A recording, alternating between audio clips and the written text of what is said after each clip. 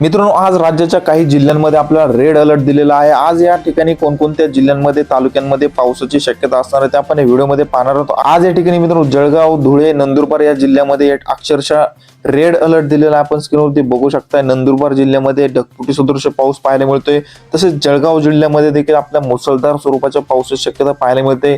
धुळे जिल्ह्यामध्ये देखील मित्रांनो आपल्याला मुसळधार स्वरूपाचा पाऊस हा पाहायला मिळणार आहे। तसे या ठिकाणी छत्रपती संभाजीनगर असेल, जालना, नांदेड, परभणी, हिंगोली, तसेच लातूर, बीड, धाराशिव या मराठवाड्याच्या जिल्ह्यामध्ये देखील येलो अलर्ट पाहायला मिळतोय। या जिल्ह्यांमध्ये देखील भाग बदलत आपल्याला मुसळधार स्वरूपाच्या पावसाची शक्यता ही पाहायला मिळणार आहे। छत्रपती संभाजीनगर व जालना जिल्ह्यामध्ये अक्षरशः ढगफुटी सदृश देखील पाऊस आपल्याला पाहायला मिळू शकतो।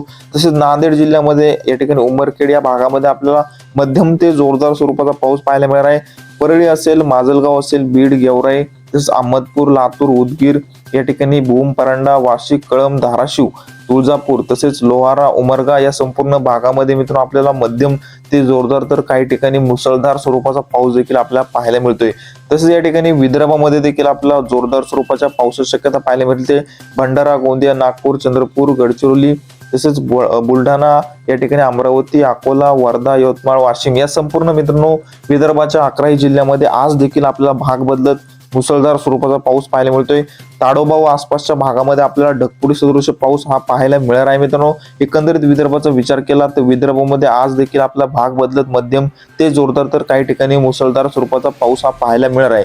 पश्चिम महाराष्ट्रामध्ये मित्रांनो सोलापूर जिल्ह्यामध्ये, सोलापूर शहर व आसपासच्या परिसरामध्ये मध्यम ते जोरदार स्वरूपाचा पाऊस पाहायला मिळतोय। तसेच या ठिकाणी सांगली, सातारा, कोल्हापूर या भागामध्ये देखील आपल्याला मध्यम स्वरूपाचा पाऊस आहे।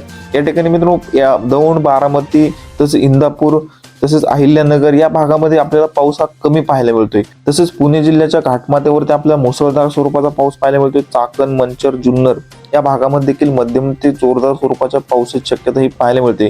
तसेच कोकणपट्टीमध्ये रत्नागिरी, रायगड, सिंधुदुर्ग, कल्याण, डोंबिवली, ठाणे, पालघर या संपूर्ण समुद्र किनारपट्टीच्या भागामध्ये आपल्याला मुसळधार स्वरूपाचा पाऊस हा आज आपल्याला संपूर्ण दिवसभर पाहायला मिळत आहे।